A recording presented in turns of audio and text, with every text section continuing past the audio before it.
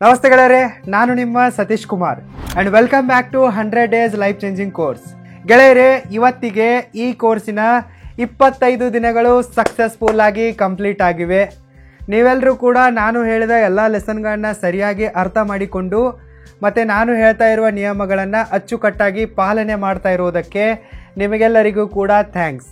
ಏಕೆಂದರೆ ನೀವು ನಿಮ್ಮ ಜೀವನವನ್ನು ಬದಲಾಯಿಸಿಕೊಳ್ಳುವುದಕ್ಕಾಗಿ ಇಷ್ಟೊಂದು ಸೀರಿಯಸ್ ಆಗಿದ್ದೀರಾ ಎಂಬುದನ್ನು ನೋಡಿ ನನಗೆ ತುಂಬಾ ಖುಷಿ ಆಗ್ತಾ ಇದೆ.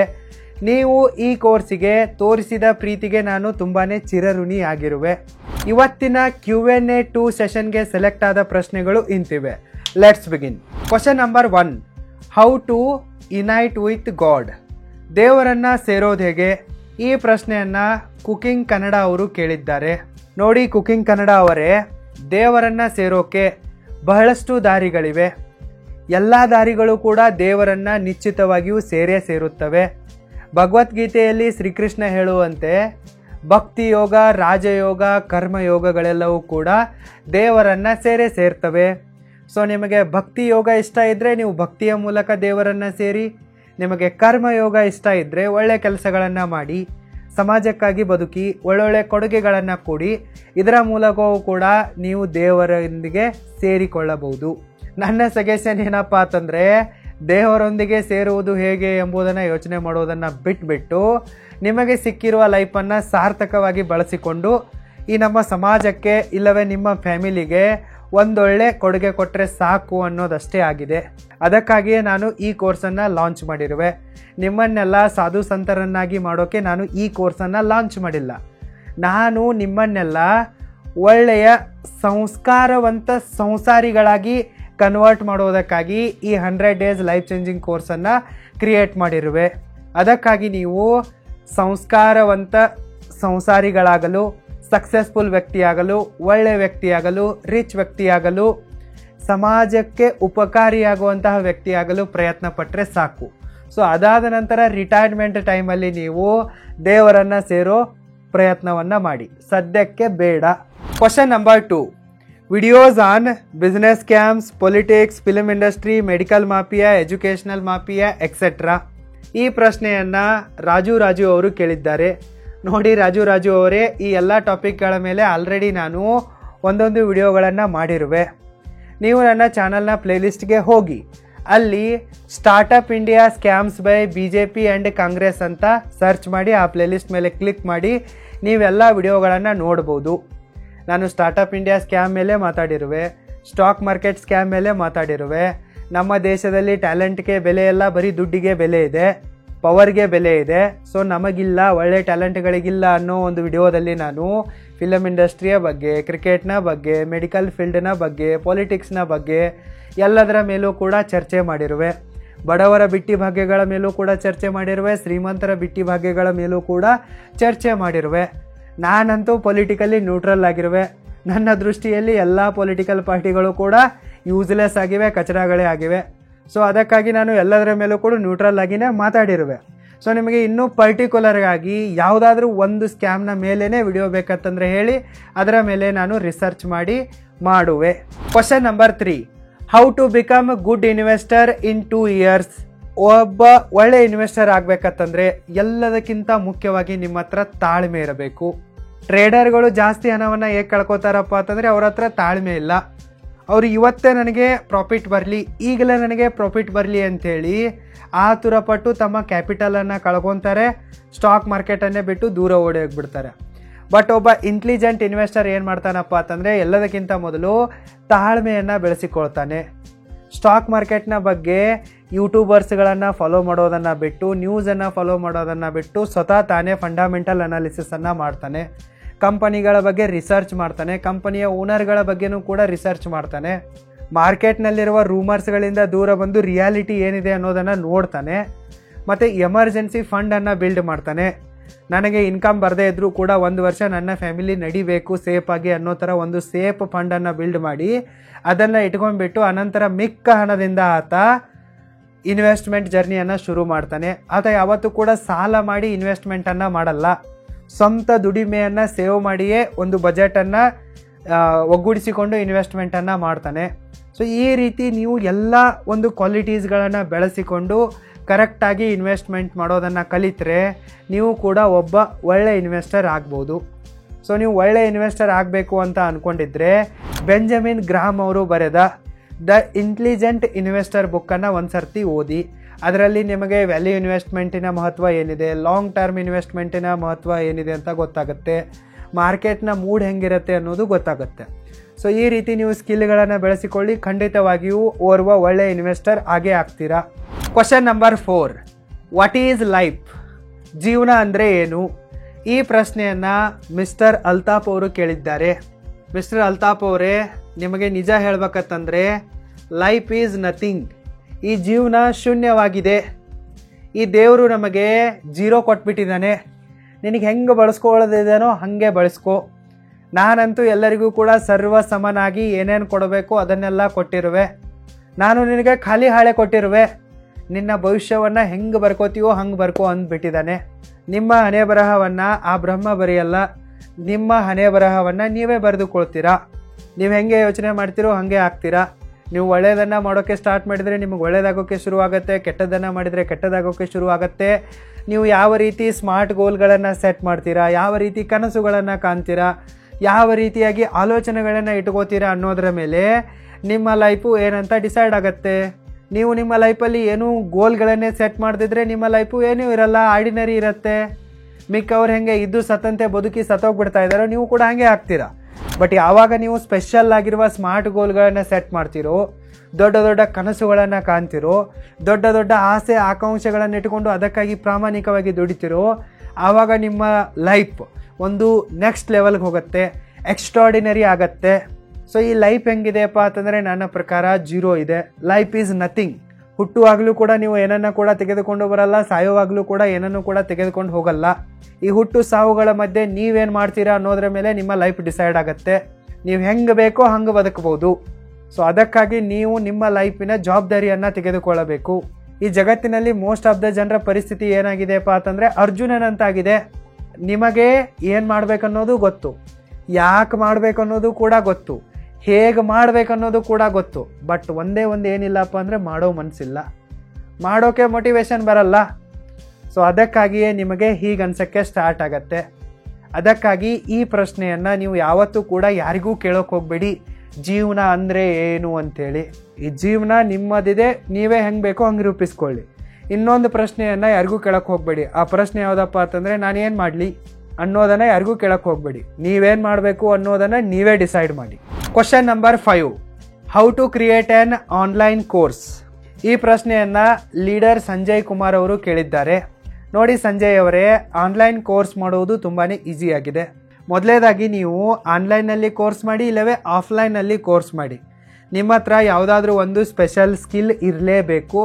ಅದರಲ್ಲಿ ನಿಮಗೆ ಎಕ್ಸ್ಪರ್ಟೀಸ್ ಕೂಡ ಇರಲೇಬೇಕು, ಸ್ಪೆಷಲೈಸ್ಡ್ ಆದಂಥ ನಾಲೆಜ್ ಇರಬೇಕು. ಸೊ ಈ 3 ಸ್ಕಿಲ್ಗಳು ನಿಮ್ಮ ಹತ್ರ ಇದ್ದರೆ ನೀವು ಕೋರ್ಸನ್ನು ಬಿಲ್ಡ್ ಮಾಡಿ. ಚೆನ್ನಾಗಿ ಸ್ಕ್ರಿಪ್ಟನ್ನು ಬರೀರಿ, ಯಾವ ಯಾವ ಪಾಯಿಂಟ್ಸ್ಗಳನ್ನು ಹೇಳಬೇಕು ಅದನ್ನು ನೋಟ್ ಡೌನ್ ಮಾಡ್ಕೊಳ್ಳಿ, ನೋಟ್ಸ್ ಮಾಡಿ. ಅದರ ಆಧಾರದ ಮೇಲೆ ಒಳ್ಳೆ ರೀತಿಯಲ್ಲಿ ವಿಡಿಯೋಗಳನ್ನು ಶೂಟ್ ಮಾಡಿ, ಒಳ್ಳೆ ರೀತಿಯಾಗಿ ಗ್ರಾಫಿಕ್ಸ್ಗಳನ್ನು ಎನಿಮೇಷನ್ಗಳನ್ನು ಮಾಡಿಸಿ, ಕ್ವಾಲಿಟಿಯನ್ನು ಮೇಂಟೈನ್ ಮಾಡಿ. ನಿಮ್ಮ ಎಜುಕೇಷನ್ನಲ್ಲಿ ಮತ್ತು ಟೀಚಿಂಗ್ನಲ್ಲಿಯೂ ಕೂಡ ಕ್ವಾಲಿಟಿ ಇರಬೇಕು, ವಿಡಿಯೋ ಪ್ರೊಡಕ್ಷನ್ನಲ್ಲಿಯೂ ಕೂಡ ಕ್ವಾಲಿಟಿ ಇರಬೇಕು. ಸೊ ಇದಾದ ನಂತರ ಓರ್ವ ಒಳ್ಳೆಯ ಟೆಕ್ನಿಕಲ್ ಪಾರ್ಟ್ನರನ್ನು ಹೈರ್ ಮಾಡಿಕೊಳ್ಳಿ. ಇವತ್ತಿನ ಜಮಾನದಲ್ಲಿ ಯಾರೂ ಕೂಡ ಸ್ಯಾಲ್ರಿ ಬೇಸ್ ಮೇಲೆ ಇಂತಹ ಎಲ್ಲ ಕೆಲಸಗಳನ್ನು ಮಾಡೋಕ್ಕೆ ಬರಲ್ಲ. ನೀವು ಸ್ಟಾರ್ಟಪ್ ಮಾಡಿ, ಬಿಸ್ನೆಸ್ ಮಾಡಿ, ಟೆಕ್ನಿಕಲ್ ನಾಲೆಜ್ ಇರೋರಿಗೆ ತುಂಬಾ ಡಿಮ್ಯಾಂಡ್ ಇದೆ. ಅವರೀಗ ಸ್ಯಾಲ್ರಿ ಮೇಲೆ ಕೆಲಸ ಮಾಡೋದನ್ನು ಬಿಟ್ಬಿಟ್ಟಿದ್ದಾರೆ. ಅವರೀಗ ಶೇರ್ ಮೇಲೆ, ಪ್ರಾಫಿಟ್ ಶೇರ್ ಮೇಲೆ ಮತ್ತು ಪರ್ಸೆಂಟೇಜ್ ಮೇಲೆ ಕೆಲಸ ಮಾಡ್ತಾರೆ. ಓನರ್ಶಿಪ್ಪನ್ನು ತೆಗೆದುಕೊಂಡು ಕೆಲಸ ಮಾಡ್ತಾರೆ. ಸೊ ನೀವು ಯಾವುದಾದ್ರೂ ಒಬ್ಬ ಒಳ್ಳೆಯ ಟೆಕ್ನಿಷಿಯನನ್ನು, ಅವನಿಗೆಲ್ಲ ಬರಬೇಕು, ಆ್ಯಪ್ ಮಾಡೋಕ್ಕೆ, ವೆಬ್ಸೈಟ್ ಮಾಡೋಕ್ಕೆ, ಆ್ಯಡ್ ರನ್ ಮಾಡೋಕ್ಕೆ, ಡಿಜಿಟಲ್ ಮಾರ್ಕೆಟಿಂಗ್ ಮಾಡೋಕ್ಕೆ, ಮತ್ತು ಪೇಮೆಂಟ್ ಗೇಟ್ವೇಗಳನ್ನ ಇಂಟಿಗ್ರೇಷನ್ ಮಾಡೋಕ್ಕೆ, ಮತ್ತು ಟ್ಯಾಕ್ಸೇಷನ್ ಮಾಡೋಕ್ಕೆ. ಆಟೋಮೆಟಿಕ್ಕಾಗಿ ಪೇಮೆಂಟ್ ಆದ ತಕ್ಷಣ ಟ್ಯಾಕ್ಸ್ ಕಟ್ ಆಗಬೇಕು, GST ಫೈಲ್ ಆಗಬೇಕು, ರೆಸಿಟ್ ಜನ್ರೇಟ್ ಆಗಬೇಕು. ಈ ರೀತಿ ಎಲ್ಲ ನಾಲೆಜ್ ಇರುವವನನ್ನು ನೀವು ಪಾರ್ಟ್ನರ್ ಆಗಿ ಮಾಡ್ಕೊಳ್ಳಿ. ಏಕೆಂದರೆ ಎಲ್ಲ ನೀವೇ ಮಾಡೋಕ್ಕಾಗಲ್ಲ.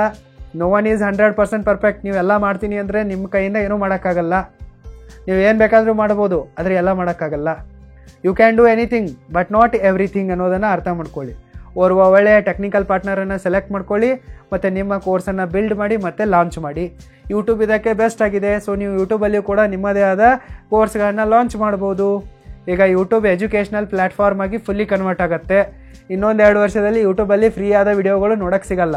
ಮಂತ್ಲಿ ನೀವು ಹೆಂಗೆ ಚಾನಲ್ಗಳಿಗೆ OTTಗಳಿಗೆ ದುಡ್ಡು ಕೊಡ್ತೀರೋ ಹಾಗೆ ಯೂಟ್ಯೂಬ್ಗೂ ಕೂಡ ದುಡ್ಡು ಕೊಡಬೇಕಾದ ಸ್ಥಿತಿ ಬರುತ್ತೆ. ಸೊ ಮುಂದೆ ಇದಕ್ಕೆ ತುಂಬಾ ಫ್ಯೂಚರ್ ಇದೆ. ನೀವು ಇದರ ಮೇಲೆ ಸೀರಿಯಸ್ಲಿ ಟ್ರೈ ಮಾಡಿ. ಒಂದು ವೇಳೆ ನಿಮಗೆ ಹೆಲ್ಪ್ ಬೇಕಂತಂದರೆ ನೀವು ನಮ್ಮ ರೋರಿಂಗ್ ಆ್ಯಡ್ಸ್ಗೆ ಕಾಂಟ್ಯಾಕ್ಟ್ ಮಾಡಿ. ಕ್ವಶನ್ ನಂಬರ್ 6, ರಿಯಾಲಿಟಿ ಆಫ್ ವಾಸ್ತು ಏನು? ಯಾಕೆ ಶ್ರೀಮಂತರೆಲ್ಲರೂ ಕೂಡ ವಾಸ್ತು ಹಿಂದೆ ಬಿದ್ದಿದ್ದಾರೆ? ಈ ಮಾಟ, ಮಂತ್ರ, ತಂತ್ರ, ಆಸ್ಟ್ರಾಲಜಿ, ನ್ಯೂಮರಾಲಜಿ, ವಾಸ್ತು ಎಲ್ಲವೂ ಕೂಡ ಈಗ ಸದ್ಯಕ್ಕೆ ಬಿಸ್ನೆಸ್ ಆಗಿವೆ. ವೇದಗಳ ಕಾಲದಲ್ಲಿ, ಪುರಾಣಗಳ ಕಾಲದಲ್ಲಿ ಇವು ವರ್ಕ್ ಆಗ್ತಾ ಇದ್ವೋ ಏನೋ ಗೊತ್ತಿಲ್ಲ. ಬಟ್ ಸದ್ಯಕ್ಕಂತೂ ಇವು ಯಾವುವು ಕೂಡ ವರ್ಕ್ ಆಗಲ್ಲ. 100% ಬಕ್ವಾಸ್ ಆಗಿವೆ, ಬೋಗಸ್ ಆಗಿವೆ. ನಾನು ಇವುಗಳ ಮೇಲೆ ಸಿಕ್ಕಾಪಟ್ಟೆ ರಿಸರ್ಚನ್ನು ಮಾಡಿರುವೆ. ನೂರಾರು ಒಳ್ಳೆಯ ತಾಂತ್ರಿಕರ ಹತ್ರ, ಜ್ಯೋತಿಷಿಗಳ ಹತ್ರ, ನ್ಯೂಮರಾಲಜಿಸ್ಟ್ಗಳ ಹತ್ರ, ಕಳ್ಳ ಸ್ವಾಮೀಜಿಗಳ ಹತ್ರ, ಡೋಂಗಿ ಸ್ವಾಮೀಜಿಗಳ ಹತ್ರ ಕೂಡ ಮಾತಾಡಿರುವೆ. ಅವುಗಳ ವಿಡಿಯೋ ಪ್ರೂಫ್ಗಳು ಕೂಡ ನನ್ನ ಹತ್ರ ಇವೆ. ಸೊ ನಾನು ಒಂದೆರಡನ್ನು ಯೂಟ್ಯೂಬಲ್ಲಿ ರಿಲೀಸ್ ಮಾಡೋಕ್ಕೆ ಪ್ರಯತ್ನ ಪಟ್ಟಿದ್ದೆ. ಬಟ್ ಜನರಿಗೆ ಅಷ್ಟೊಂದು ಮ್ಯಾಚುರಿಟಿ ಇಲ್ಲ ಅವುಗಳನ್ನು ಅರ್ಥ ಮಾಡಿಕೊಳ್ಳುವಷ್ಟು. ಸೊ ನೀವು ಇಂತಹ ಮೂಢನಂಬಿಕೆಗಳಿಗೆ ಅಂಧಭಕ್ತರಾಗೋಕ್ಕೆ ಹೋಗಬೇಡಿ. ಇವೆಲ್ಲವೂ ಕೂಡ ಬಿಸ್ನೆಸ್ ಆಗಿವೆ. ಈ ಜನ ಏನು ಮಾಡ್ಕೊಂಡ್ಬಿಟ್ಟಿದ್ದಾರಪ್ಪ ಅಂತಂದರೆ ನಿಮ್ಮಲ್ಲಿರುವ ದುರ್ಬಲ ಮನಸ್ಸಿನ, ನಿಮ್ಮ ನೋವಿನ, ನಿಮ್ಮ ತೊಂದರೆಗಳ ಮಿಸ್ಯೂಸನ್ನು ತೆಗೆದುಕೊಳ್ತಾ ಇದ್ದಾರೆ. ನಿಮ್ಮನ್ನು ಹೆದರಿಸ್ತಾ ಇದ್ದಾರೆ. ಹೆದರಿಸಿ ಅವರು ದುಡ್ಡು ಮಾಡ್ತಾ ಇದ್ದಾರೆ. ಈ ಜ್ಯೋತಿಷ್ಯವನ್ನು, ನ್ಯೂಮರಾಲಜಿಯನ್ನು, ವಾಸ್ತು ಟಿಪ್ಸ್ಗಳನ್ನು ದೊಡ್ಡವರು ಫಾಲೋ ಮಾಡೋ ಥರ ಯಾಕೆ ಯೂಟ್ಯೂಬ್ನಲ್ಲಿ, ಇಂಟರ್ನೆಟಲ್ಲಿ ವಿಡಿಯೋಗಳು, ನ್ಯೂಸಲ್ಲಿ ವಿಡಿಯೋಗಳು ಬರ್ತಾವಪ್ಪ ಅಂತಂದರೆ ಅದೊಂದು ಪಾರ್ಟ್ ಆಫ್ ಮಾರ್ಕೆಟಿಂಗ್ ಆಗಿದೆ, ಪೋರ್ಟ್ಫೋಲಿಯೋ ಬಿಲ್ಡ್ ಮಾಡೋದಾಗಿದೆ. ಸೊ ಈ ಜ್ಯೋತಿಷಿಗಳು, ವಾಸ್ತು ತಜ್ಞರು ಕೂಡ ಇದನ್ನೇ ಗೇಮ್ ಮಾಡ್ತಾ ಇದ್ದಾರೆ. ಯಾವುದೋ ಒಬ್ಬ ಭಿಕಾರಿನ ತಂದುಬಿಟ್ಟು ಇವನಿಗೆ ವಾಸ್ತು ಹೇಳಿದ್ದೀನಿ, ಇವನು ಉದ್ಧಾರ ಆಗ್ತಾನೆ ಅಂತಂದರೆ ಅವನಾಗಲ್ಲ. ಅದಕ್ಕೆ ಅವ್ರೇನು ಮಾಡ್ತಾರೆ, ಅವರ ಫ್ರೆಂಡ್ ಸರ್ಕಲಲ್ಲಿರುವ ಶ್ರೀಮಂತ ಗೆಳೆಯರಿರ್ತಾರಲ್ಲ ಅವರ ಮನೆಗೆ ಹೋಗ್ತಾರೆ, ಅವರ ಜೊತೆ ಮೀಟಿಂಗ್ ಮಾಡ್ತಾರೆ, ಇಲ್ಲ ದುಡ್ಡು ಕೊಟ್ಟುಬಿಟ್ಟು ಹಿಂಗೆ ವಿಡಿಯೋಗಳನ್ನು ಮಾಡಿಸ್ತಾರೆ. ಶ್ರೀಮಂತರೆಲ್ಲರೂ ಕೂಡ ಆಸ್ಟ್ರಾಲಜಿ, ವಾಸ್ತುವನ್ನು ಫಾಲೋ ಮಾಡಿದ್ದರಿಂದಲೇ ಶ್ರೀಮಂತರಾಗಿದ್ದಾರೆ ಅನ್ನೋ ಥರ ಫೇಕ್ ಪ್ರೊಪಗಂಡಾ ಬ್ರ್ಯಾಂಡಿಂಗನ್ನು ಮಾಡ್ತಾರೆ. ಸೊ ಇದನ್ನು ನಂಬಕ್ಕೆ ಹೋಗಬೇಡಿ. ಇದೊಂದು ಪಾರ್ಟ್ ಆಫ್ ಮಾರ್ಕೆಟಿಂಗ್ ಆಗಿದೆ. ಪೋರ್ಟ್ಫೋಲಿಯೋ ತೋರಿಸಿದ್ರೇ ಕೆಲಸ ಆಗುತ್ತೆ. ಮತ್ತು ನಿಮಗೆ ಒಂದು ಡರ್ಟಿ ಸೀಕ್ರೆಟನ್ನು ಹೇಳ್ತೀನಿ. ನಮ್ಮ ಜನರ ಮೆಂಟಾಲಿಟಿ ಹೆಂಗಿದೆಪ್ಪ ಅಂತಂದರೆ, ನೀವು ನಿಜವಾಗಿಯೂ ಟ್ಯಾಲೆಂಟೆಡ್ ಆಗಿದ್ದರೆ ಯಾರೂ ನಿಮ್ಮನ್ನು ಫಾಲೋ ಮಾಡಲ್ಲ. ನೀವು ಇಂಡಿಯನ್ ಇಂಟರ್ನೆಟ್ ಮಾರ್ಕೆಟ್ನಲ್ಲಿ, ಆನ್ಲೈನಲ್ಲಿ ಫೇಮಸ್ ಆಗಬೇಕಂತಂದರೆ ಮೊದಲು ನೀವು ಒಂದು ಚೆನ್ನಾಗಿರುವ ಮನೆಯನ್ನು ತೋರಿಸಿ, ಒಂದು ಚೆನ್ನಾಗಿರುವ ಕಾರನ್ನು ತೋರಿಸಿ, ಸ್ವಲ್ಪ ಒಳ್ಳೆ ಬಟ್ಟೆಗಳನ್ನು ಹಾಕ್ಕೊಂಡು ಕುಂತ್ಕೊಂಡ್ಬಿಡಿ. ಇದಾದ ನಂತರ ಒಂದು ಹುಡುಗಿಯನ್ನು, ಗರ್ಲ್ಫ್ರೆಂಡನ್ನು, ಇಲ್ಲವೇ ನಿಮ್ಮ ಹೆಂಡತಿಯನ್ನು ಒಂದು ಐಟಮ್ ಥರ ನಿಮ್ಮ ವಿಡಿಯೋಗಳಲ್ಲಿ ತೋರಿಸಿ ಮುಗಿದೋಯ್ತು. ಇಷ್ಟು ಮಾಡಿದರೆ ಮುಗಿದೋಯ್ತು. ಅಲ್ಪ ದುಡ್ಡನ್ನು ತೋರಿಸಿ, ಇಷ್ಟು ಮಾಡಿದರೆ ಮುಗಿದೋಯ್ತು. ನೀವು ಕತ್ತೆ ಇದ್ದರೂ ಕೂಡ ನಮ್ಮ ಜನ ಫಾಲೋ ಮಾಡ್ತಾರೆ. ಸೊ ಇಂಟರ್ನೆಟ್ಟಲ್ಲಿ, ಯೂಟ್ಯೂಬ್ನಲ್ಲಿ ಯಾರ್ಯಾರು ಕೋಟ್ಯಾಂತರ ಜನ ಸಬ್ಸ್ಕ್ರೈಬರ್ಗಳನ್ನು ಇಟ್ಕೊಂಡು ಇವತ್ತು ಮೆರಿತಾ ಇದ್ದಾರೋ ಅವರ ಸೀಕ್ರೆಟ್ ಇದೇ ಆಗಿದೆ. ಈ ನನ್ನ ಮಕ್ಕಳ ಹತ್ರ ಅಂತ ಏನು ಸ್ಪೆಷಲ್ ಟ್ಯಾಲೆಂಟ್ ಇಲ್ಲ. ಲಡ್ಕಿ ಘರ್ ಗಾಡಿ ಗೋಡಾ ಏ ದಿಖಾ ದಿಯಾ ತೋ ಬಸ್ ಆಪ್ ವೈರಲ್ ಹೋ ಜಾತೆ ಹೋ. ಇದೇ ಒಂದು ಟ್ರೆಂಡ್ ನಡೀತಾ ಇದೆ. ಇದೇ ಟ್ರೆಂಡನ್ನು ಎಲ್ಲರೂ ಕೂಡ ಫಾಲೋ ಮಾಡ್ತಾ ಇದ್ದಾರೆ. ನೀವು ಇಂಟರ್ನೆಟ್ಟಲ್ಲಿ ಏನಾದರೂ ಒಂದನ್ನು ಸೇಲ್ ಮಾಡಬೇಕಂತಂದರೆ ನಿಮ್ಮ ಹತ್ರ ಪೋರ್ಟ್ಫೋಲಿಯೋ ಬೇಕು, ನಿಮ್ಮ ಹತ್ರ ತೋರಿಸೋಕೆ ರಿಸಲ್ಟ್ಸ್ಗಳು ಬೇಕು. ಅದಕ್ಕಾಗಿಯೇ ಈ ಎಲ್ಲ ಏನು ವಾಸ್ತು ತಜ್ಞರು, ಆಸ್ಟ್ರಾಲಜಿಸ್ಟ್ಗಳಿದಾರಲ್ಲ, ಈ ಶ್ರೀಮಂತರನ್ನು ತೋರಿಸ್ಬಿಡ್ತಾರೆ. ಹಿಂಗೆ ನೋಡಿ ಹಂಗಾಗತ್ತೆ, ಇಷ್ಟು ಬ್ಯಾಂಕ್ ಬ್ಯಾಲೆನ್ಸು, ಅಷ್ಟು ಬ್ಯಾಂಕ್ ಬ್ಯಾಲೆನ್ಸು ಅನ್ನೋದನ್ನೆಲ್ಲ ತೋರಿಸ್ತಾರೆ. ನಿಮ್ಮಂತಹ ಮಿಡಲ್ ಕ್ಲಾಸ್ ಬಡವರನ್ನು ದೋಚ್ತಾರೆ. ಇಷ್ಟೇ, ಇದರಲ್ಲಿ ಮತ್ತೇನೂ ಸೀಕ್ರೆಟ್ ಇಲ್ಲ. ನಂಬಕ್ಕೆ ಹೋಗಬೇಡಿ, ಇದು ಕೆಲಸ ಆಗಲ್ಲ. ಇನ್ನು ಯಾರಿಗೆ ಅನ್ಸುತ್ತಲ್ಲ ಇದೆಲ್ಲ ನಿಜ ಇದೆ ಅಂಥೇಳಿ, ಸೊ ನಿಮಗೆಲ್ಲರಿಗೂ ಓಪನ್ ಚಾಲೆಂಜ್ ಏನಿದೆಪ್ಪ ಅಂತಂದರೆ, ನೀವು ನನ್ನೊಂದಿಗೆ ಡಿಬೇಟಿಗೆ ಬರ್ಬೋದು. ನಾನು ಇದನ್ನು ಫೇಕ್ ಅಂತ ಪ್ರೂವ್ ಮಾಡ್ತೀನಿ. ಎರಡನೇದಾಗಿ, ಇನ್ನು ನಿಮ್ಗೆ ಅನ್ಸತ್ತಲ್ಲ ನಿಜ ಅಂಥೇಳಿ, ನನ್ನ ಡೇಟ್ ಆಫ್ ಬರ್ತನ್ನು ಕೊಡುವೆ, ಅಕ್ಯುರೇಟ್ ಆಗಿನೇ ಕೊಡುವೆ, ಪ್ರಿಡಿಕ್ಷನ್ ಮಾಡಿ 1 ವರ್ಷದಲ್ಲಿ ಇದಾಗತ್ತೆ ಅಂಥೇಳಿ. ಸೊ ನಾನು ನೂರಾರು ಜನರ ಜೊತೆಗೆ ಈ ಎಕ್ಸ್ಪೆರಿಮೆಂಟ್ಗಳನ್ನ ಮಾಡಿಬಿಟ್ಟಿರುವೆ. Question number 7, money earning ideas for home makers. ಈ ಪ್ರಶ್ನೆಯನ್ನು ಸುಜಾತ ಅವರು ಕೇಳಿದ್ದಾರೆ. ಹೋಮ್ ಮೇಕರ್ಸ್ಗಳಿಗೆ ಹಣ ಗಳಿಸೋಕ್ಕೆ ಸಿಕ್ಕಾಪಟ್ಟೆ ಆಪ್ಷನ್ಗಳಿವೆ. ಆನ್ಲೈನಲ್ಲೂ ಕೂಡ ಸಿಕ್ಕಾಪಟ್ಟೆ ಆಪ್ಷನ್ಗಳಿವೆ, ಆಫ್ಲೈನಲ್ಲೂ ಕೂಡ ಸಿಕ್ಕಾಪಟ್ಟೆ ಆಪ್ಷನ್ಗಳಿವೆ. ನೀವು ಮನೆಯಲ್ಲೇ ಇದ್ಕೊಂಡ್ಬಿಟ್ಟು ಆನ್ಲೈನಲ್ಲಿ ದುಡ್ಡು ಮಾಡ್ತೀನಿ ಅಂತಂದರೆ, ಮೊದಲನೇದಾಗಿ ನಿಮಗೆ ಯೂಟ್ಯೂಬ್ ಒಂದು ಬೆಸ್ಟ್ ಆಪ್ಷನ್ ಆಗಿದೆ. ನೀವು ನಿಮ್ಮದೇ ಆದ ಯೂಟ್ಯೂಬ್ ಚಾನಲ್ ಓಪನ್ ಮಾಡ್ಬೋದು. ಈ ಯೂಟ್ಯೂಬ್ ಚಾನಲ್ನಲ್ಲಿ ನೀವು ಟೀಚಿಂಗ್ ಮಾಡ್ಬೋದು. ನಿಮಗೆ ಯಾವುದು ಸ್ಕಿಲ್ ಬರುತ್ತೋ ಅದನ್ನು ಜನರಿಗೆ ಕಲಿಸಿ ಸೀದಾ ಯೂಟ್ಯೂಬ್ನಿಂದ ಮತ್ತು ಪೇಯ್ಡ್ ಕೋರ್ಸ್ ಮಾಡಿ ದುಡ್ಡು ಗಳಿಸ್ಬೋದು. ಕುಕ್ಕಿಂಗ್ ಚಾನಲ್ ಮಾಡ್ಬೋದು, ಲಾಗಿಂಗ್ ಚಾನಲ್ ಮಾಡ್ಬೋದು, ಸದ್ಯಕ್ಕೆ ಕಿಡ್ಸ್ ಚಾನಲ್ ತುಂಬಾ ವೈರಲ್ಗಳಾಗ್ತಾ ಇವೆ, ಅವರನ್ನು ಹಾಕ್ಕೊಂಡು ನೀವು ವಿಡಿಯೋಗಳನ್ನು ಮಾಡ್ಬೋದು. ನಿಮಗೆ ಏನು ಬರುತ್ತೋ ಯಾವುದರ ಮೇಲೆ ನಾಲೆಜ್ ಇದೆಯೋ ಅದನ್ನೇ ನೀವು ವಿಡಿಯೋ ಫಾರ್ಮ್ಯಾಟಿಗೆ ಕನ್ವರ್ಟ್ ಮಾಡಿಬಿಟ್ಟು ಯೂಟ್ಯೂಬಲ್ಲಿ ಕೂಡ ಹಾಕಿ ದುಡ್ಡು ಮಾಡ್ಬೋದು ಮತ್ತು ಬೇರೆ ಬೇರೆ ಮೂಲಗಳಿಂದಲೂ ಕೂಡ ದುಡ್ಡು ಮಾಡ್ಬೋದು. ಈ ರೀತಿ ಮನೆಯಲ್ಲೇ ಕೂತ್ಕೊಂಡು ಹಣ ಗಳಿಸೋಕ್ಕೆ ಹೋಮ್ ಮೇಕರ್ಸ್ಗಳಿಗೆ ಬೆಸ್ಟ್ ಆಪ್ಷನ್ ಯಾವುದಪ್ಪ ಅಂತಂದರೆ ಯೂಟ್ಯೂಬ್ ಆಗಿದೆ. ಇದರ ಜೊತೆಗೆ ನೀವು ಆಫ್ಲೈನ್ನಲ್ಲಿ ಕೂಡ ಬಿಸ್ನೆಸ್ಗಳನ್ನ ಮಾಡ್ಬೋದು. ನೀವು ಟಿಫಿನ್ ಬಾಕ್ಸ್ ಕಟ್ಟೋಕ್ಕೆ ಸ್ಟಾರ್ಟ್ ಮಾಡ್ಬೋದು. ಭಾಳಷ್ಟು ಫುಡ್ ಡೆಲಿವರಿ ಆ್ಯಪ್ಗಳಿವೆ, ಅದರಲ್ಲಿ ನಿಮ್ಮನ್ನೇ ನೀವೇ ರಿಜಿಸ್ಟರ್ ಮಾಡ್ಕೊಳ್ಳಿ. ಅಲ್ಲಿ ಆರ್ಡರ್ ಬಂದರೆ ನೀವು ಟಿಫಿನನ್ನು ರೆಡಿ ಮಾಡಿ ಇಟ್ಕೊಂಡು ಒಂದು ಬಾಕ್ಸಲ್ಲಿ ಹಾಕಿಟ್ರೆ ಮುಗೀತು. ಆ ಡೆಲಿವರಿ ಬಾಯ್ಗಳು ಬರ್ತಾರೆ, ಸಪ್ಲೈ ಮಾಡ್ತಾರೆ. ನೀವು ನಿಮ್ಮ ಕಾಲೋನಿಯಲ್ಲಿರುವವರಿಗೇ ಈ ಟಿಫಿನ್ ಬಾಕ್ಸ್ ಸರ್ವಿಸನ್ನು ಕೊಡ್ಬೋದು. ಇದು ಸಿಟಿಯಲ್ಲಿ ತುಂಬ ಚೆನ್ನಾಗಿ ನಡೆಯುತ್ತೆ. ಸೊ ಈ ರೀತಿ ನೀವು ಸಿಕ್ಕಾಪಟ್ಟೆ ದಾರಿಗಳಿಂದ ಹಣವನ್ನು ಗಳಿಸ್ಬೋದು. ಒಂದು ವೇಳೆ ನಿಮಗೆ ಇದರ ಮೇಲೆ ಡೆಡಿಕೇಟೆಡ್ ಆಗಿ ವಿಡಿಯೋ ಬೇಕಂತಂದರೆ ಕಮೆಂಟ್ ಮಾಡಿ. ಸೊ 100 ಲೈಕ್ಸ್ಗಳು ಬಂದರೆ ನಾನು ಇದರ ಮೇಲೆ ಡೆಡಿಕೇಟೆಡ್ ಆಗಿರುವ ವಿಡಿಯೋವನ್ನು ಮಾಡುವೆ. Question number 8, unable to follow your good rules. ನೀವು ಹೇಳಿರುವ ಎಲ್ಲ ಲೆಸನ್ಗಳು ನನಗೆ ಅರ್ಥ ಆಗ್ತಾ ಇವೆ, ಫಾಲೋ ಮಾಡಬೇಕಂತ ಅಂದ್ಕೊಂಡಿರುವೆ, ಆದರೆ ಫಾಲೋ ಮಾಡೋಕ್ಕಾಗ್ತಾ ಇಲ್ಲ ಅನ್ನೋದು ಇವರ ಸಮಸ್ಯೆ ಆಗಿದೆ. ಈ ಪ್ರಶ್ನೆಯನ್ನು ರಂಜಿತಾ ಅವರು ಕೇಳಿದ್ದಾರೆ. ನೀವು ಎಲ್ಲಿ ತನಕ ನಿಮ್ಮ ಮೇಲೆ ಪ್ರೆಷರನ್ನು ತೆಗೆದುಕೊಳ್ಳಲ್ವೋ, ನಿಮ್ಮ ಫಾಯನ್ನು ಕ್ಲಿಯರ್ ಮಾಡಿಕೊಳ್ಳಲ್ವೋ, ಅಲ್ಲಿ ತನಕ ನಿಮ್ಮ ಹೌ ಕ್ಲಿಯರ್ ಆಗಲ್ಲ. ಅಲ್ಲಿ ತನಕ ನೀವು ಯಾವುದೇ ಆ್ಯಕ್ಷನ್ಗಳನ್ನು ಫಾಲೋ ಮಾಡೋಕ್ಕಾಗಲ್ಲ. ನಮ್ಮ ಜನ ಹೆಂಗಿದಾರಪ್ಪ ಅಂತಂದರೆ ಕಂಫರ್ಟ್ ಝೋನ್ನಲ್ಲಿದ್ದಾರೆ. ಸೊ ಕಂಫರ್ಟ್ ಝೋನ್ನಲ್ಲಿ ನೀವು ಏನನ್ನು ಕೂಡ ಅಚೀವ್ ಮಾಡೋಕ್ಕಾಗಲ್ಲ, ಯಾವುದನ್ನು ಕೂಡ ಫಾಲೋ ಮಾಡೋಕ್ಕಾಗಲ್ಲ. ಈಗ ಒಂದು ರಾಕೆಟ್ ಇದೆ ಅಂತ ಅಂದ್ಕೊಳ್ಳಿ. ಯಾವಾಗ ರಾಕೆಟಿನ ಬುಡಕ್ಕೆ ಬೆಂಕಿ ಬರುತ್ತೋ ಆವಾಗ ಮಾತ್ರ ರಾಕೆಟ್ ಮೇಲೆ ಹಾರುತ್ತೆ. ಎಲ್ಲಿ ತನಕ ನಾವು ಅದರ ಬುಡವನ್ನು ಶಾಂತವಾಗಿ ಇಟ್ಟಿರ್ತೀವೋ ಅಲ್ಲಿ ತನಕ ರಾಕೆಟ್ ಮೇಲೆ ಹಾರಲ್ಲ. ಎಲ್ಲಿ ತನಕ ಜನರ ಬುಡಕ್ಕೆ ನೀರು ಬರಲ್ವೋ ಅಲ್ಲಿ ತನಕ ಜನ ಮುಂದೆ ಹೋಗುವ, ಅಲ್ಲಿಂದ ಜಾಗ ಬದಲಾಯಿಸುವ ಯೋಚನೆ ಮಾಡಲ್ಲ. ಸೊ ನಿಮ್ಮ ವಿಚಾರದಲ್ಲಿ ಕೂಡ ಹಾಗೆ ಆಗ್ತಾ ಇದೆ. ನಿಮಗೆಲ್ಲ ಲೆಸನ್ಗಳು ಕೂಡ ಅರ್ಥ ಆಗಿವೆ ಅನ್ನೋದು ನನಗೆ ಗೊತ್ತು. ನಿಮಗೆ ನಿಮ್ಮ ಲೈಫನ್ನು ಬದಲಾಯಿಸಿಕೊಳ್ಳಲೇಬೇಕು ಅನ್ನೋ ತುಡಿತಾ ಇದೆ ಅನ್ನೋದು ನನಗೆ ಗೊತ್ತು. ಆದರೆ ನಿಮಗೆ ನಿಮ್ಮ ವಾಯ್ ಕ್ಲಿಯರ್ ಆಗಿಲ್ಲ, ಒಂದು ಬರ್ನಿಂಗ್ ಡಿಸೈರ್ ನಿಮಗೆ ಸಿಕ್ಕಿಲ್ಲ. ಯಾಕೆ ನೀವು ಓದಬೇಕು ಚೆನ್ನಾಗಿ, ಯಾಕೆ ನೀವು ಲೈಫಲ್ಲಿ ಒಳ್ಳೆಯ ಥರದಲ್ಲಿ ಸೆಟ್ಲ್ ಆಗಬೇಕು, ಯಾಕೆ ನೀವು ಹಣ ಗಳಿಸಬೇಕು, ಯಾಕೆ ಸಕ್ಸಸ್ಫುಲ್ ಆಗಬೇಕು ಅನ್ನೋದಕ್ಕೆ ಒಂದು ಪವರ್ಫುಲ್ ಆಗಿರುವ ಕಾರಣ ಹುಡುಕಿ, ಫಾಯನ್ನು ಹುಡುಕಿ. ಬರ್ನಿಂಗ್ ಡಿಸೈರ್ ಸಿಕ್ಕಾಗಲೇ ನೀವು ಚೆನ್ನಾಗಿ ಕೆಲಸ ಮಾಡ್ತೀರಾ, ಮುಂದೆ ಹೋಗ್ತೀರಾ. ಈಗ ನನಗೆ ಹುಷಾರಿಲ್ಲ, ಸಿಕ್ಕಾಪಟ್ಟೆ ಮಳೆ ಬೀಳ್ತಾ ಇದೆ, ಕರೆಂಟ್ ಹೋಗುತ್ತೆ. 2 ದಿವಸ ಆದರೂ ಕೂಡ ಕರೆಂಟ್ ಬರಲ್ಲ, ಯಾಕಂದರೆ ಮರಗಳು ಬಿದ್ದಿರ್ತವೆ, ಲೈನೇ ಕಟ್ಟಾಗಿರುತ್ತೆ. ಬ್ಯಾಕಪ್ ಕೂಡ ಒಂದು ದಿನದಲ್ಲಿ ಖಾಲಿ ಆಗುತ್ತೆ, ವೈಫೈ ಬರಲ್ಲ. ಸೊ ಇದರ ಮೇಲೆ ನನಗೆ ಹುಷಾರು ತಪ್ಪಿರುತ್ತೆ, ನೆಗಡಿ ಬಂದಿರುತ್ತೆ, ಕೆಮ್ಮಿರುತ್ತೆ, ಮಾಡೋಕ್ಕಾಗಲ್ಲ. ಟ್ಯಾಬ್ಲೆಟ್ ತಿಂದರೂ ಕೂಡ ನಾನು ಮಾಡ್ತಾಯಿದ್ದೀನಿ. ಯಾಕೆ ನಾನು ವಿಡಿಯೋಗಳನ್ನು ಮಾಡ್ತಾಯಿದ್ದೀನಿ? ಯಾಕಂದರೆ ನಾನಿಲ್ಲಿ ನಿಮಗೆ ಕಮಿಟ್ಮೆಂಟನ್ನು ಕೊಟ್ಟಿದ್ದೀನಿ, 100 ದಿನದಲ್ಲಿ 100 ವಿಡಿಯೋಗಳನ್ನ ಕೊಡುವೆ ಅಂಥೇಳಿ. ಸೊ ಇದರ ಜೊತೆಗೆ ನನ್ನ ಕಮಿಟ್ಮೆಂಟ್ ಏನಿದೆ, ನನಗೋಸ್ಕರ ನಾನು ಪ್ರತಿ ತಿಂಗಳಿಗೆ ಇಷ್ಟು ಹಣವನ್ನು ಗಳಿಸಲೇಬೇಕು. ಇಷ್ಟು ಹಣವನ್ನು ಗಳಿಸಿದರೆ ಮಾತ್ರ ನನ್ನ ಟಾರ್ಗೆಟ್ ಅಚೀವ್ ಆಗುತ್ತೆ, ನನ್ನ ಬಿಸ್ನೆಸ್ ನಡೆಯುತ್ತೆ.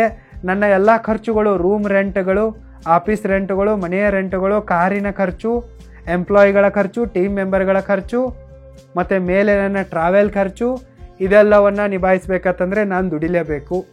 ನನ್ನ ಕಾಂಪಿಟೇಟರ್ಗಳ ಹತ್ರ 25 ಕೋಟಿಯಿಂದ ಹಿಡಿದು 2,000 ಕೋಟಿ ತನಕ ಫಂಡ್ ಇದೆ, ಬಟ್ ನನ್ನ ಹತ್ರ ಫಂಡ್ ಇಲ್ಲ. ಸೊ ನಾನು ಇದನ್ನು ಟ್ಯಾಲೆಂಟ್ ಮೇಲೇ, ನನ್ನ ಮೈಂಡ್ ಪವರ್ ಮೇಲೇ ಮುರಿಬೇಕು, ಅವರನ್ನು ಸೋಲಿಸಿ ನಾನು ಗೆಲ್ಲಬೇಕು. ಸೊ ಈ ರೀತಿ ನನ್ನ ಫಾಯ್ ಪವರ್ಫುಲ್ ಆಗಿದೆ. ಕೆಲವೊಂದಿಷ್ಟು ಜನ ನನಗೆ ಅವಮಾನ ಮಾಡಿದ್ದಾರೆ, ನನ್ನನ್ನು ತುಳಿಯೋಕೆ ಪ್ರಯತ್ನ ಪಟ್ಟಿದ್ದಾರೆ, ನನ್ನನ್ನು ಖತಮ್ ಮಾಡೋಕ್ಕೆ ಪ್ರಯತ್ನ ಪಟ್ಟಿದ್ದಾರೆ. ಇವರೆಲ್ಲರಿಗೂ ಕೂಡ ತಿರುಗೇಟನ್ನು ಕೊಡಬೇಕು. ಯಾರು ಏನೇನೆಲ್ಲ ಮಾಡಿದಾರಲ್ಲ ಅದನ್ನು ಅವರಿಗೇನೆ ತಿರುಗಿಸ್ಕೊಡ್ಬೇಕು. ಇದಕ್ಕೆ ನಾನೇನಾಗಬೇಕು, ಇನ್ನಷ್ಟು ಪವರ್ಫುಲ್ ಆಗಬೇಕು, ಪ್ರತಿದಿನ ಫೇಮಸ್ ಆಗಬೇಕು, ಪ್ರತಿದಿನ ಜಾಸ್ತಿ ದುಡಿಬೇಕು, ಜಾಸ್ತಿ ಹಣ ಬರಬೇಕು, ಜಾಸ್ತಿ ಅಧಿಕಾರ ಬರಬೇಕು, ನನ್ನ ನೆಟ್ವರ್ಕ್ ಜಾಸ್ತಿ ಬೆಳಿಬೇಕು. ಸೊ ಇದು ನನ್ನ ಫಾಯ್ ಆಗಿದೆ. ಅದಕ್ಕಾಗಿಯೇ ನಾನು ಮೈಗೆ ಹುಷಾರಿಲ್ಲ ಅಂತಂದರೂ ಕೂಡ, ಕರೆಂಟ್ ಇಲ್ಲ ಅಂತಂದರೂ ಕೂಡ, ವೈಫೈ ಇಲ್ಲ ಅಂತಂದರೂ ಕೂಡ ಕೆಲಸ ಮಾಡ್ತಾ ಇರುವೆ. ನನ್ನ ಬುಡಕ್ಕೆ ಆಲ್ರೆಡಿ ಬೆಂಕಿ ಬಿದ್ದಿದೆ, ನೀರು ಬಂದಿದೆ. ಅದಕ್ಕಾಗಿಯೇ ನಾನು ಬರ್ನಿಂಗ್ ಡಿಸೈರ್ ಇಟ್ಕೊಂಡು ಕೆಲಸ ಮಾಡ್ತಾ ಇರುವೆ. ಸೊ ಅದೇ ರೀತಿ ನೀವು ನಿಮಗೆ ಯಾಕೆ ಸಕ್ಸಸ್ಫುಲ್ ಆಗಬೇಕು, ಯಾಕೆ ಚೆನ್ನಾಗಿ ಓದಬೇಕು, ಯಾಕೆ ಎಕ್ಸರ್ಸೈಸ್ ಮಾಡಬೇಕು, ಯಾಕೆ ಬ್ರಹ್ಮಚರ್ಯವನ್ನು ಫಾಲೋ ಮಾಡಬೇಕು, ಯಾಕೆ ಒಳ್ಳೆ ರೀತಿಯಾಗಿರಬೇಕು, ಯಾಕೆ ಈ ಗಿವುಗಳಿಂದ ಹೊರ ಬರಬೇಕು ಅನ್ನೋದಕ್ಕೆ ಕಾರಣ ಹುಡುಕಿ. ನಿಮಗೂ ಎಷ್ಟೋ ಜನ ಅವಮಾನ ಮಾಡಿರ್ತಾರೆ, ಎಷ್ಟೋ ಜನ ನಿಮಗೆ ಕಿಂಡಲ್ ಮಾಡಿರ್ತಾರೆ, ಎಷ್ಟೋ ಜನ ನಿಮ್ಮನ್ನು ಇಗ್ನೋರ್ ಮಾಡಿರ್ತಾರೆ, ರಿಜೆಕ್ಟ್ ಮಾಡಿರ್ತಾರೆ. ನಿಮ್ಮ ಹತ್ರ ದುಡ್ಡಿಲ್ಲ ಅಂಥೇಳಿ ನಿಮಗೆ ಮರ್ಯಾದೆ ಸಿಗ್ತಾ ಇರಲ್ಲ, ನಿಮಗೆ ಸಿಗಬೇಕಾದ ಗೌರವ, ಸಿಗಬೇಕಾದ ಸಮ್ಮಾನಗಳು, ಸಿಗಬೇಕಾದ ಅವಕಾಶಗಳು ಸಿಕ್ಕಿರಲ್ಲ. ಸೊ ಇವೇ ನಿಮಗೆ ಮೋಟಿವೇಶನ್ಗಳಾಗಿವೆ. ನಿಮ್ಮ ಖಾಲಿ ಹೊಟ್ಟೆ, ಖಾಲಿ ಜೇಬು, ನಿಮಗಾದ ಅವಮಾನ, ಹರಿದ ಚಪ್ಪಲಿ, ಹಳೆ ಮನೆ, ಸಿಂಗಲ್ ಜೀವನ, ಇವೇ ನಿಮಗೇನಾಗಿವೆ ಮೋಟಿವೇಶನ್ಗಳಾಗಿವೆ. ಸೊ ಇವುಗಳನ್ನಿಟ್ಟುಕೊಂಡು ನಿಮ್ಮ ಫೈ ಕ್ಲಿಯರ್ ಮಾಡ್ಕೊಳ್ಳಿ. ಹೌ ಕ್ಲಿಯರ್ ಆಗುತ್ತೆ? ಆವಾಗ ನೀವು ಎಲ್ಲ ನಿಯಮಗಳನ್ನು ಫಾಲೋ ಮಾಡ್ತೀರಾ ಮತ್ತು ನಿಮಗೆ ಎಲ್ಲ ಒಳ್ಳೆಯ ರಿಸಲ್ಟ್ಗಳು ಸಿಗ್ತವೆ. ಈ ರೀತಿ ಫೈ ಹುಡುಕಿ, ಮೊದಲು ಫೈ ಹುಡುಕಿದ್ರೆ ಎಲ್ಲ ಸರಿ ಹೋಗುತ್ತೆ. ಓಕೆ ಗೆಳೆಯರೇ, ಫೈನ್. ಇವಿಷ್ಟು ಪ್ರಶ್ನೆಗಳಿಗೆ ನಾನು ಉತ್ತರಿಸುವ ಪ್ರಯತ್ನವನ್ನು ಮಾಡಿರುವೆ. ನಿಮಗೆ ಇನ್ನೂ ಯಾವುದಾದ್ರೂ ಡೌಟ್ಗಳಿದ್ದರೆ ಅವುಗಳನ್ನು ಕಮೆಂಟ್ ಮಾಡಿ ಮುಂದಿನ Q&A ಸೆಷನ್ನಲ್ಲಿ ಕವರ್ ಮಾಡುವೆ. All the very best. Thank you so much.